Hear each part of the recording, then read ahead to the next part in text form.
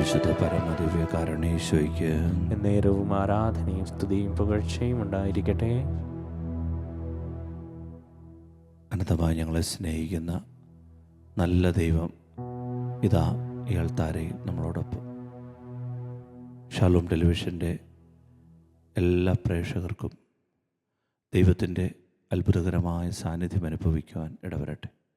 ഈ ആരാധന Shalom television കുടുംബത്തിന് വേണ്ടി സമർപ്പിച്ചുകൊണ്ട് പ്രത്യേകം അനേകാത്മാക്കളുടെ രക്ഷയ്ക്ക് വേണ്ടിയുള്ള അധ്വാനം ത്വരിതപ്പെടുവാൻ വേണ്ടി നമുക്ക് പ്രാർത്ഥിക്കാം.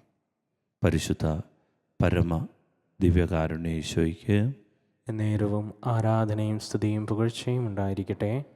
സ്നേഹമുള്ളവരെ, നമ്മൾ ധ്യാനിച്ചുകൊണ്ടിരിക്കുന്നത് ബൈബിളിലെ വചനങ്ങളുടെ പൊരുളുകൾ തിരിച്ചറിവുകളായി നമ്മൾ ഗ്രഹിക്കണമെന്നുള്ളതാണ്. ശരിയും തെറ്റും എന്താണെന്നറിഞ്ഞ് ആത്മാവിൽ ഒരു ഉണർവ് ഉണ്ടാകാൻ എന്നാണ് ഈ ആരാധനയുടെ പരമപ്രധാനമായ ലക്ഷ്യം. ഈശോ ആഗ്രഹിക്കുന്നത് കുറേ കാര്യങ്ങൾ കേട്ട് പോകുക എന്നുള്ളതല്ല, ബോധ്യങ്ങളായി മാറുക.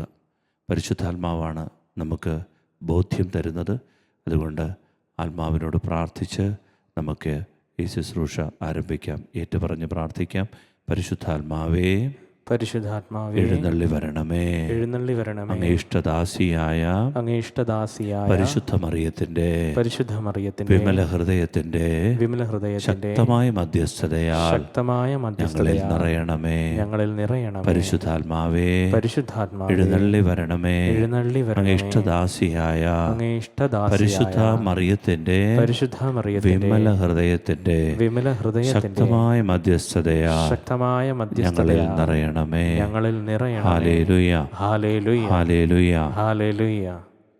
സ്നേഹമുള്ളവരെ, ഇന്ന് നമ്മൾ ധ്യാനിക്കുന്നത് ദൈവഗ്രഹണത്തെക്കുറിച്ചാണ്. Divine Eclipse. നമ്മൾ സൂര്യഗ്രഹണത്തെക്കുറിച്ച് കേട്ടിട്ടുണ്ട്, ചന്ദ്രഗ്രഹണത്തെക്കുറിച്ച് കേട്ടിട്ടുണ്ട്. എന്ന് പറഞ്ഞാൽ ഭൂമി സൂര്യനെ മറയ്ക്കും, നമ്മുടെ ദൃഷ്ടിയിൽ നിന്ന് സൂര്യൻ അപ്രത്യക്ഷമാകും. ഭൂമി ചന്ദ്രനെ മറയ്ക്കും, നമുക്ക് ചന്ദ്രനെ കാണാൻ പറ്റില്ല. ഇതുപോലെ സഭാപിതാക്കന്മാർ വിശുദ്ധരൊക്കെ കണ്ടെത്തിയ ഒരു സത്യമാണ് ഡിവൈൻ എക്ലിപ്സ്, ദൈവഗ്രഹണം. ദൈവം മറഞ്ഞിരിക്കും. ഈ മനുഷ്യ ജീവിതത്തിൽ ഒരിക്കലെങ്കിലും ഈ ദൈവഗ്രഹണം, ഡിവൈൻ എക്ലിപ്സ് അനുഭവിക്കാത്തതായി ആരുമില്ല. എല്ലാവരുടെയും ജീവിതത്തിൽ കുറച്ചു നാളെങ്കിലും ദൈവം എന്നേക്കുമായി മാറിപ്പോയി, ദൈവം ഇല്ലാതായി, ദൈവം മരിച്ചുപോയി, ദൈവം മിണ്ടുന്നില്ല, ദൈവം ശ്രദ്ധിക്കുന്നില്ല, ദൈവം ഈ ഭൂമിയിൽ ഈ സീനിലില്ല. ഇങ്ങനെ ജീവിതത്തിൽ എന്നെ ഒറ്റയ്ക്ക് തുഴയാൻ വിട്ടിട്ട് മറഞ്ഞിരിക്കുന്നൊരു ദൈവം. ഇതാണ് ഡിവൈൻ എക്ലിപ്സ്. നമ്മുടെ ജീവിതത്തിൽ ഈ ദൈവഗ്രഹണം ഉണ്ടാകുമ്പോൾ ഇതെങ്ങനെ നമ്മൾ ഗ്രഹിക്കും? ഇത് ഗ്രഹിക്കുന്നില്ലെങ്കിൽ, ഇത് മനസ്സിലാക്കുന്നില്ലെങ്കിൽ നമ്മൾ ദൈവത്തെ ശപിക്കും. ദൈവം എന്തിനാണ് എന്നോടിത് ചെയ്തത് എന്ന് ദൈവത്തോട് തർക്കുത്തരം ചോദിക്കും. നമ്മുടെ വിശ്വാസം കെട്ടുപോകും. നമ്മൾ ദൈവത്തെ ചോദ്യം ചെയ്യും. ദൈവമില്ല എന്ന് പറഞ്ഞുകൊണ്ട് നമ്മൾ മറ്റുള്ളവരെയും അന്ധവിശ്വാസത്തിലേക്ക് നയിക്കും. അങ്ങനെ മറ്റുള്ളവർക്ക് നമ്മൾ നിരാശ കുത്തിവെക്കും. അതുകൊണ്ട് ഈ ഡിവൈൻ എക്ലിപ്സിനെ എല്ലാ വിശുദ്ധരുടെയും ജീവിതത്തിലുള്ള ഒരു പ്രതിഭാസമാണ് ഈ ദൈവഗ്രഹണം. ദൈവം മറഞ്ഞിരിക്കുന്നു. ബൈബിളിൽ ഒരുപാട് തവണ പറഞ്ഞിട്ടുള്ള ഒരു കാര്യമാണ് ഈ ഡിവൈൻ എക്ലിപ്സ്. അതുകൊണ്ട് നമുക്ക് ദൈവം കൂടെ ഇല്ലാത്ത ഈ അവസ്ഥയെക്കുറിച്ച് 1-2 സംഭവങ്ങൾ ബൈബിളിലെ നമുക്കൊന്ന് മനസ്സിലാക്കാം. പുറപ്പാടിൻ്റെ പുസ്തകം 33-ാം അധ്യായത്തിൻ്റെ 3-ാം വാക്യത്തിൽ മോശയോട് ദൈവം പറയുന്നൊരു കാര്യമുണ്ട്. മോശേ, നിൻ്റെ ജനവും നീ കൊണ്ടു നടക്കുന്ന ഈ ഇസ്രായേൽ ജനം ഇവർ വാഗ്ദത്ത നാട്ടിലേക്ക് പോയിക്കൊണ്ടിരിക്കുകയാണ്. ഞാൻ ഇവരുടെ കൂടെ വരുന്നില്ല. നീ അവരെ നയിക്കണം. നിന്നെ സഹായിക്കാൻ ഞാൻ സ്വർഗത്തിൽ നിന്ന് ഒരു ദൂതനെ അയച്ചു തരാം. ഞാൻ ഈ ജനത്തോടൊപ്പം വരുന്നില്ല. ഇതിൻ്റെ പേരാണ് ഡിവൈൻ എക്ലിപ്സ്. ദൈവം വരുന്നില്ല. ദൈവം കൂടെ വരുമെന്ന് പറഞ്ഞുകൊണ്ടാണ് ഈ അടിമത്തത്തിൻ്റെ നാട്ടിൽ നിന്ന് ചെങ്കടൽ കടന്ന് മരുഭൂമിയുടെ ഊഷരതയിലൂടെ വാഗ്ദത്ത നാട്ടിലേക്ക് മോശ ജനത്തെയും കൊണ്ട് പോകുന്നത്. പക്ഷേ ഇടയ്ക്ക് വെച്ച് ദൈവം പറയുകയാണ്, no, I am not coming. പ്രിയപ്പെട്ടവർ, ഇത് മോശയ്ക്കെന്നല്ല ജനത്തിന് പോലും വിശ്വസിക്കാൻ പറ്റാത്ത, അംഗീകരിക്കാൻ പറ്റാത്തൊരു യാഥാർത്ഥ്യമാണ്. ദൈവം കൂടെ വരുന്നില്ല. മോശ ബുദ്ധിമാനായിരുന്നു. മോശ എന്ത് ചെയ്തെന്നറിയാമോ? മോശ പറഞ്ഞു, ദൈവമേ, നീ വരുന്നില്ലെങ്കിൽ ഞങ്ങളെ അയക്കരുത്. നീ ഞങ്ങളുടെ കൂടെ ഇല്ലെങ്കിൽ ഞങ്ങൾ പോകുന്നില്ല. ഇനി എന്തെല്ലാം സംഭവിച്ചാലും ഞങ്ങൾ ഇവിടെ കിടന്ന് ചത്തോളാം, പക്ഷേ ഞങ്ങൾ പോകുന്നില്ല. നീ കൂടെ ഇല്ലാത്ത അവസ്ഥ ഞങ്ങൾക്ക് ചിന്തിക്കാൻ പറ്റില്ല. മാലാഖയും വേണ്ട, ദൂതനെയും വേണ്ട, അതൊക്കെ നിൻ്റെ കയ്യിലിരുന്നോട്ട് നീ വരാമോ ഞങ്ങളുടെ കൂടെ? പ്രിയപ്പെട്ടവരെ, ദൈവം മനസ്സ് മാറ്റിയപ്പോൾ മോശ പറഞ്ഞു, കർത്താവേ, നീ ഞങ്ങളുടെ കൂടെ ഉണ്ടെങ്കിൽ ഈ ഭൂമുഖത്തെ എല്ലാ ജനതകളെക്കാൾ വെച്ച് ഏറ്റവും ശ്രേഷ്ഠമായൊരു ജനതയായി ഞങ്ങൾ മാറും. The real presence of God, ദൈവത്തിൻ്റെ സാന്നിധ്യം പേറുന്നവരായി മാറുക, ദൈവത്തിൻ്റെ മഹത്വം പേറുന്നവരായി ഈ ജനത മാറുക. ഇതായിരുന്നു ഈ ജനതയുടെ ഏറ്റവും വലിയ സ്വപ്നം. പക്ഷേ ഇടയ്ക്ക് വെച്ച് ദൈവം പറയും, ഞാൻ വരുന്നില്ല. എസെക്കിയേലിൻ്റെ പുസ്തകം 10-ാം അധ്യായത്തിൻ്റെ 10-11 അധ്യായങ്ങളിൽ നമ്മൾ വായിക്കുന്ന ഒരു രംഗമുണ്ട്. ജെറുസലേം ദേവാലയം, മഹത്വത്തിൻ്റെ ദേവാലയം, യഹൂദനെ സംബന്ധിച്ചിടത്തോളം സ്വർഗം താണിറങ്ങി നിൽക്കുന്ന ദേവാലയം. പലപ്പോഴും ഈ ദൈവമഹത്വം ഇറങ്ങുന്നത് മൂലം പുരോഹിതർക്ക് അവിടെ ശുശ്രൂഷ ചെയ്യാൻ പോലും പറ്റാത്തവണ്ണം ഒരു തേജസ് അതിനെ പൊതിഞ്ഞു നിന്നിട്ടുണ്ട്. കർത്താവിൻ്റെ മഹത്വമാണ്. The glory of God, Shekinah of God, ദൈവത്തിൻ്റെ മഹത്വത്തിൻ്റെ കൂടാരം ഇറങ്ങി വന്ന് നിൽക്കുകയാണ്. ഈ മഹത്വം ഇങ്ങനെ ഇറങ്ങി നിൽക്കുമ്പോൾ പ്രിയപ്പെട്ടവരെ, പലപ്പോഴും ഈ ദൈവജനം വളരെ ആഘോഷത്തോടെ കർത്താവിനെ വിളിച്ചപേക്ഷിക്കും, പ്രാർത്ഥിക്കും. കാരണം അതാണ് അവരുടെ ബലം, ദൈവത്തിൻ്റെ മഹത്വം കാണാൻ പറ്റുക. പലപ്പോഴും ഈ ശുശ്രൂഷകർക്ക് പോലും ശുശ്രൂഷിക്കാൻ പറ്റുന്നില്ല, പുരോഹിതർക്ക് ശുശ്രൂഷിക്കാൻ പറ്റാത്ത വണ്ണം ഈ മേഘം വന്ന് ഇറങ്ങി അങ്ങ് നിൽക്കുകയാണ് ഈ മദ്ബഹായിൽ. അങ്ങനെ ഒരു അവസ്ഥ അവർ കണ്ടിട്ട് ദൈവത്തെ ഇങ്ങനെ ആരാധിക്കുന്ന ഒരു രംഗമുണ്ട്. എന്നാൽ കാലത്തിൻ്റെ ഒരു യാത്രക്കിടയിൽ ഇവർക്ക് ഒരുപാട് അബദ്ധങ്ങൾ പറ്റുന്നുണ്ട്. ഒരിക്കൽ അസീറിയ രാജാവ്, തിഗ്ലക് പിലേസർ മൂന്നാമൻ എന്ന് പറഞ്ഞ രാജാവാണ്. ഈ രാജാവ് ഈ ഇസ്രായേലുമായി, യൂദയുമായി ഒരു കരാറിൽ ഏർപ്പെട്ടു. യൂദ പറഞ്ഞു, ഞങ്ങൾക്ക് സമീപത്ത് കിടക്കുന്ന 2 രാജ്യങ്ങൾ, ഒന്ന് ഇസ്രായേലും മറ്റൊന്ന് സിറിയയും. 3 രാജ്യങ്ങളാണ്. ഒന്ന് യൂദാ രാജ്യം, അതിൻ്റെ തലസ്ഥാനമാണ് ജെറുസലേം. മറ്റൊന്ന് ഇസ്രായേൽ, അതിൻ്റെ തലസ്ഥാനമാണ് സമരിയ. മറ്റൊന്ന് സിറിയ, അതിൻ്റെ തലസ്ഥാനമാണ് ദമാസ്കസ്. അപ്പോൾ ഈ 3 രാജ്യങ്ങൾ അടുത്ത് കിടക്കുന്ന 3 രാജ്യങ്ങളാണ്. എന്നാൽ അങ്ങ് അകലെ അസീറിയ എന്ന് പറയുന്ന ഒരു വലിയ രാജ്യമുണ്ട്, ഒരു സാമ്രാജ്യമുണ്ട്. അപ്പോൾ ഈ സാമ്രാജ്യത്തിൻ്റെ അധിപനാണ് തിഗ്ലക് പിലേസർ മൂന്നാമൻ. പ്രിയപ്പെട്ടവരെ, ഈ കൊച്ചു രാജ്യങ്ങൾ സിറിയയും ഇസ്രായേലും യൂദായ്ക്കെതിരെ യുദ്ധം ചെയ്യാൻ വന്നപ്പോൾ യൂദ എന്ത് ചെയ്തെന്നറിയാമോ? യൂദ അസീറിയ രാജാവിൻ്റെ അടുത്ത് എന്നിട്ട് പറഞ്ഞു, ഞങ്ങളെ ഒന്ന് സഹായിക്കണം, ഈ രാജ്യത്തിനെതിരെ ഞങ്ങളെ ഒന്ന് സഹായിക്കണം. അസീറിയ രാജാവ് പറഞ്ഞു, അതിനെന്താ, സഹായിക്കാം, പക്ഷേ പകരം ഒരു പ്രത്യുപകാരം ചെയ്യണം. എന്താണത്? നിങ്ങളുടെ ജെറുസലേം ദേവാലയത്തിൽ ഞങ്ങളുടെ അക്ഷേര പ്രതിഷ്ഠയുണ്ട്, ചെറിയൊരു പ്രതിഷ്ഠയാണ്, അതവിടെ കൊണ്ടുവന്ന് വെച്ചോട്ടെ. എല്ലാവർക്കും, പള്ളിയിൽ വരുന്ന എല്ലാവർക്കും അതും കാണാം, വണങ്ങാം, പ്രാർത്ഥിക്കാം. നല്ലതല്ലേ? യൂദാ രാജാവ് പറഞ്ഞു, അഹാബാണ്, പറഞ്ഞു, ശരി, ആയിക്കോട്ടെ, ഒരു കുഴപ്പമില്ല. പ്രിയപ്പെട്ടവരെ, ഈ നിഷിദ്ധ വസ്തു പരിശുദ്ധമായ ജെറുസലേം ദേവാലയത്തിൽ പ്രവേശിച്ചപ്പോൾ കർത്താവിൻ്റെ മഹത്വം ആ ദേവാലയം വിട്ടുപോയി. ദൈവത്തിൻ്റെ മഹത്വം വിട്ടുപോകും. ഇതിൻ്റെ പേരാണ് ഡിവൈൻ എക്ലിപ്സ്. സ്നേഹമുള്ളവരെ, എങ്ങനെയാണ് നമുക്ക് ഈ ഡിവൈൻ എക്ലിപ്സ് മനസ്സിലാകുക? ദൈവം ഇല്ലാത്ത അവസ്ഥ. സംഖ്യയുടെ പുസ്തകം 12-ാം അധ്യായം 9-ാം വാക്യത്തിൽ നമ്മൾ കാണുന്നുണ്ട്, കർത്താവിൻ്റെ കോപം അവർക്കെതിരെ ജ്വലിച്ചു, അവിടുന്ന് അവരെ വിട്ടുപോയി. നമ്മുടെ ജീവിതത്തിൻ്റെ ഒരു സാധ്യതയാണ്. നമ്മൾ വിചാരിക്കും പ്രാർത്ഥിക്കുന്നത് കൊണ്ട് കർത്താവ് കൂടെ ഉണ്ടെന്ന്, പള്ളിയിൽ പോകുന്നത് കൊണ്ട് കർത്താവ് കൂടെയുണ്ടെന്ന്. പക്ഷേ ദൈവമില്ല. നമ്മുടെ കാഴ്ചകളെ പരിഗണിക്കാതെ, നമ്മുടെ നേർച്ചകളെ സ്വീകരിക്കാതെ പ്രാർത്ഥന പോലും കേൾക്കാത്ത ഒരവസ്ഥ. നിയമാവർത്തന പുസ്തകം 1:45 ദൈവം സങ്കടത്തോട് പറയുന്നുണ്ട്, നിങ്ങൾ തിരിച്ചു വന്ന് കർത്താവിൻ്റെ മുൻപിൽ നിലവിളിച്ചു, എന്നാൽ കർത്താവ് നിങ്ങളുടെ ശബ്ദം കേൾക്കുകയോ നിങ്ങളെ ചെവിക്കൊള്ളുകയോ ചെയ്തില്ല. എസെക്കിയേലിൻ്റെ പുസ്തകം 8:18 ദൈവം സങ്കടത്തോട് ജനതയെ നോക്കി പറയുന്നുണ്ട്, അവർ എൻ്റെ കാതുകളിൽ ഉറക്കെ കരഞ്ഞാലും ഞാൻ കേൾക്കുകയില്ല. 1 സാമുവേലിൻ്റെ പുസ്തകത്തിൽ ദൈവം തിരഞ്ഞെടുത്ത സാവൂൾ എന്ന് പറയുന്ന രാജാവ് സങ്കടത്തോട് പറയുന്നൊരു കാര്യമുണ്ട്. അവൻ ദൈവത്തോട് ചോദിച്ചു, ദൈവമേ, നീ എന്നെ തിരഞ്ഞെടുത്തവനല്ലേ, ഞാൻ നിൻ്റെ അഭിഷിക്തനല്ലേ, ഞാൻ ഫിലിസ്ത്യർക്കെതിരെ യുദ്ധത്തിന് പോകട്ടെ? ഉടനെ മറുപടിയായിട്ട് ഇങ്ങനെ സങ്കടത്തോടെ ദൈവവചനം എഴുതി വെക്കുകയാണ്, ദൈവം അവനോട് മിണ്ടിയില്ല, ദൈവം മറുപടി പറഞ്ഞില്ല. ഇതിൻ്റെ പേരാണ് പ്രിയപ്പെട്ടവരെ ഡിവൈൻ എക്ലിപ്സ്. ഇതെൻ്റെ നിങ്ങളുടെ ജീവിതത്തിൻ്റെ ഒരു സാധ്യതയാണെന്ന തിരിച്ചറിവ് നമുക്കുണ്ടാകണം. നമ്മൾ ആരാധനയിൽ കർത്താവേ, വിവേചനത്തിൻ്റെ ഒരു വരം തരണമേ, എനിക്കിത് മനസ്സിലാക്കാനൊരു കൃപ തരണമേ. ദൈവം മിണ്ടാതിരിക്കുമ്പോൾ എങ്ങനെ പ്രാർത്ഥിക്കണമെന്ന് എന്നെ പഠിപ്പിക്കണമേ. ദൈവം എന്നോടുരിയാടാതെ സംസാരിക്കാതെ വഴിമാറി നിൽക്കുന്ന കാലങ്ങളിൽ എങ്ങനെ എൻ്റെ വിശ്വാസം കാത്തു സൂക്ഷിക്കണമെന്ന് എന്നെ പഠിപ്പിക്കണമേ. നമുക്ക് ഭക്തിയോടെ ഈ ആരാധനയിൽ പ്രാർത്ഥിക്കാം.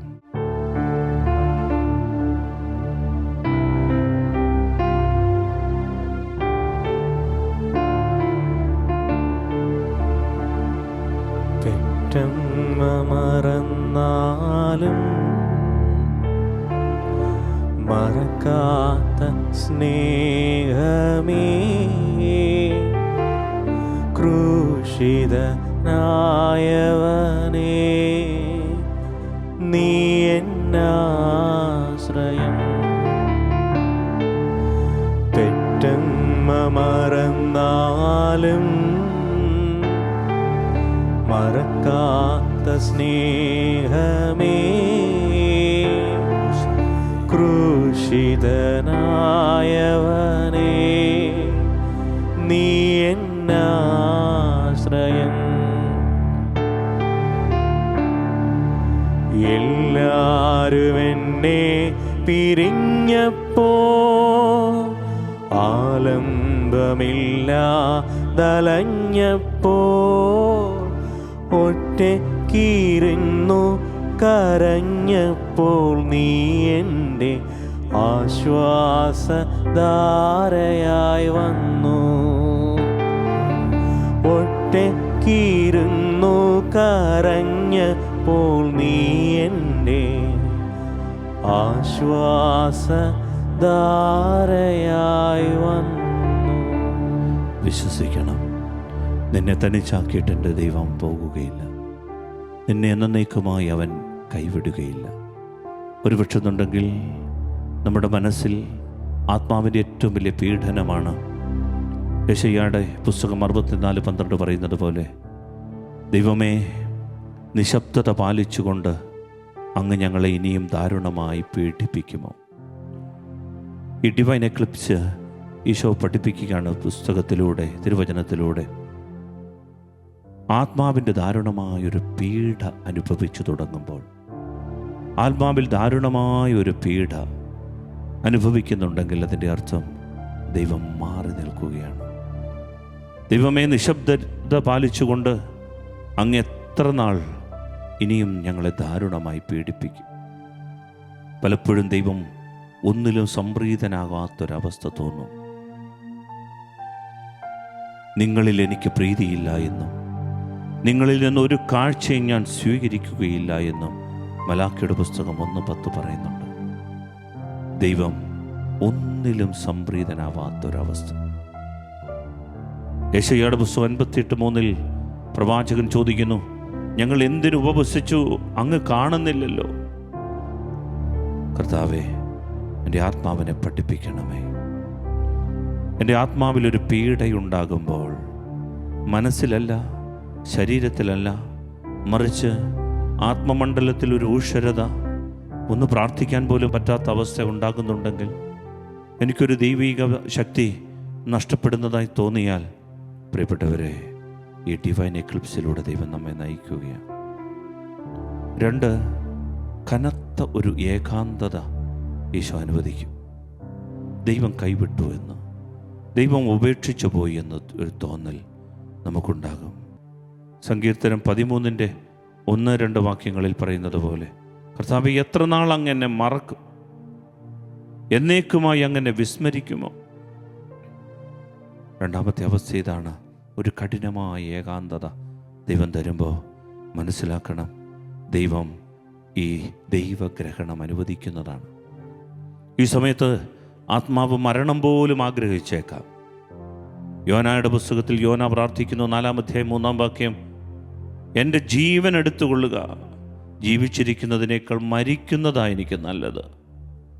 ഇങ്ങനെ പ്രാർത്ഥിക്കുന്നുണ്ടെങ്കിൽ പ്രിയപ്പെട്ടവരെ മനസ്സിലാക്കണം, വിവേചനത്തിൻ്റെ വരം കൊണ്ട് തിരിച്ചറിയണം, ദൈവം നിന്നിൽ നിന്ന് മറഞ്ഞിരിക്കുകയാണ്.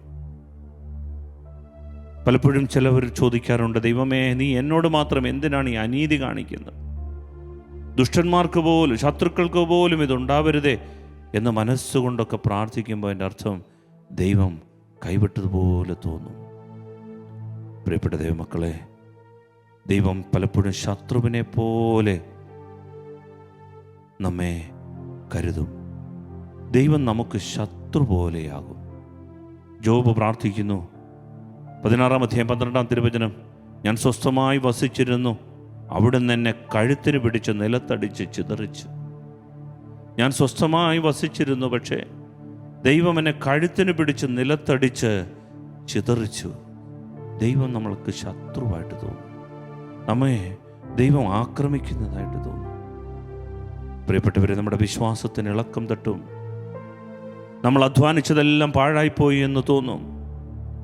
നമ്മൾ ഉപേക്ഷിച്ച തിന്മകൾ വീണ്ടും നമ്മളെ വേട്ടയാടും. സങ്കീർത്തനം 18:4-5 വചനങ്ങളിൽ വായിക്കുന്നുണ്ട്, വിനാശത്തിൻ്റെ പ്രവാഹങ്ങൾ എന്നെ ആക്രമിച്ചു. വിനാശത്തിൻ്റെ പ്രവാഹങ്ങൾ പാപമാണ്. നമ്മൾ ഉപേക്ഷിച്ച പാപങ്ങളെല്ലാം നമ്മളെ ആക്രമിക്കുന്നതായിട്ട് തോന്നും. അങ്ങനെ നമുക്ക് പരിഹാസവും നിന്ദയും ഏൽക്കേണ്ടി വരും. ചെയ്യാത്ത തെറ്റുകൾ നമ്മുടെ മേൽ ചുമത്തും. നമ്മൾ തെറ്റിദ്ധരിക്കപ്പെടും.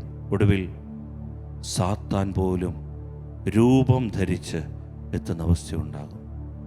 ദൈവം അത് അനുവദിക്കും. ജോബിൻ്റെ പുസ്തകം 2-ാം അധ്യായം 6-ാം തിരുവചനത്തിൽ കർത്താവ് സാത്താനോട് പറഞ്ഞു, ഇതാ ജോബിനെ ഞാൻ നിനക്ക് വിട്ടുതരുന്നു. വളരെ പ്രകടമായി സാത്താന്യ പീഡകളൊക്കെ അനുഭവിക്കാൻ തുടങ്ങും. അപ്പോഴൊക്കെ നമ്മുടെ മനസ്സിൽ തോന്നും, ദൈവം കൈവിട്ടു, ദൈവമില്ല, ദൈവം മറന്നു. എന്നാൽ എൻ്റെ പ്രിയപ്പെട്ടവരെ, ഈ ആരാധനയിൽ നാം അവനോട് പ്രാർത്ഥിക്കേണ്ടത്, ഈ തിക്തമായ ഊഷരതയിലൂടെ നടന്നാലും എൻ്റെ ദൈവം വാഗ്ദാനങ്ങളിൽ വിശ്വസ്തനാണ്. എല്ലാത്തിനോടൊപ്പം തൻ്റെ ഏക മകനെയും നൽകിയ ദൈവം അവനോടൊപ്പം സകലതും നമുക്ക് തരാതിരിക്കുമോ? തൻ്റെ ഏക മകനെ ബലിക്കല്ലിൽ കാൽവറിയുടെ നെറുകയിൽ കൊത്തിനുറുക്കി കുരിശിക്കാൻ വിട്ടുകൊടുത്ത ആ അപ്പൻ, തൻ്റെ പുത്രനെ പോലും തന്ന അപ്പൻ, അവൻ നമ്മളെ കൈവിടില്ല. അല്പകാലത്തെ ക്ലേശമാണിത്, അല്പകാലത്തെ പീഡയാണിത്. നമുക്ക് ഈ ആരാധനയിൽ ഈ ഇരടികളോട് ചേർന്ന് പാടി പ്രാർത്ഥിക്കാം, കർത്താവെ, വിശ്വസിക്കാനൊരു കൃപ, ഒരിക്കലും തള്ളിക്കളയാത്ത അചഞ്ചലമായി നിൻ്റെ സ്നേഹം, വ്യവസ്ഥയില്ലാത്ത നിൻ്റെ സ്നേഹം. എനിക്കൊരപ്പനുണ്ട്, ഒരു കാലത്തും എന്നെ തള്ളിപ്പറയാത്തൊരപ്പൻ. ആ അപ്പനെ വിശ്വസിച്ചുകൊണ്ട് നമുക്ക് ഏറ്റുപാടി പ്രാർത്ഥിക്കാം.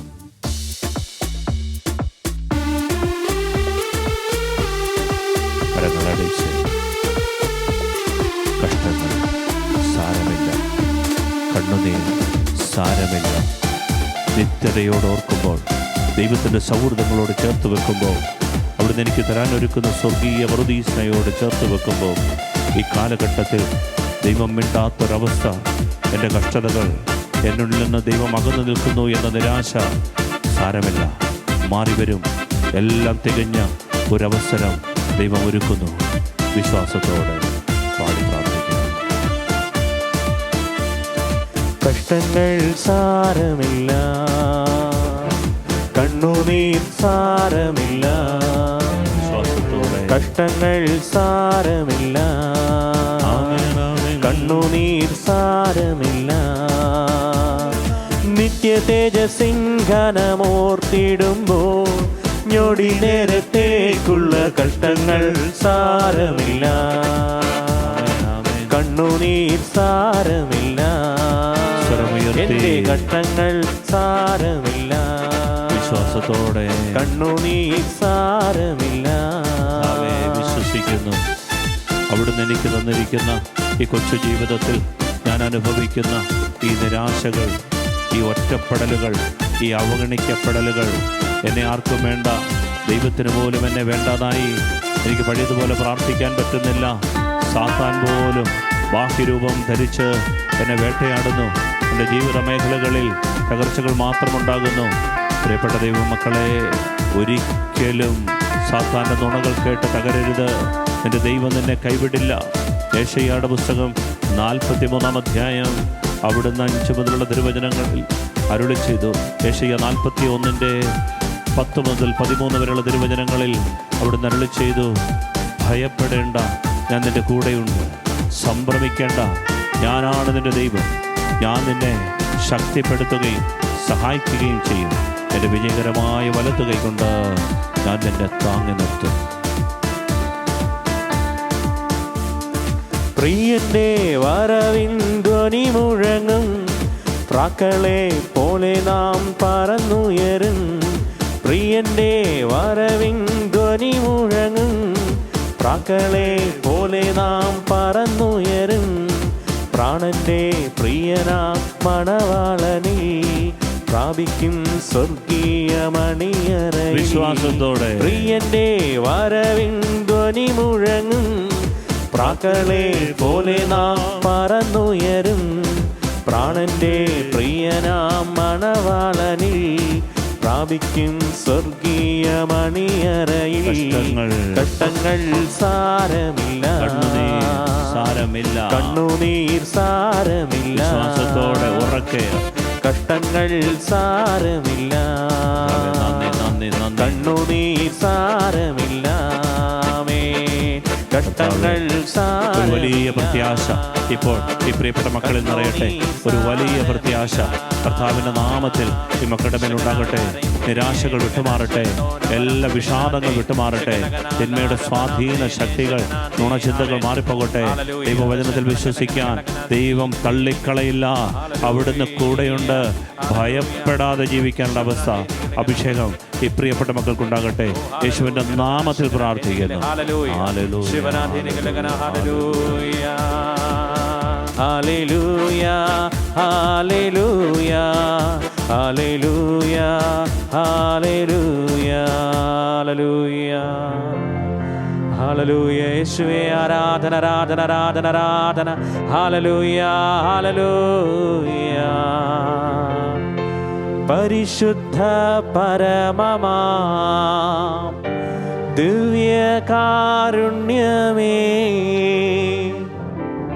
ഇന്നുമെന്നും അങ്ങേക്കാരാധന. പരിശുദ്ധ പരമമാം ദിവ്യകാരുണ്യമേ,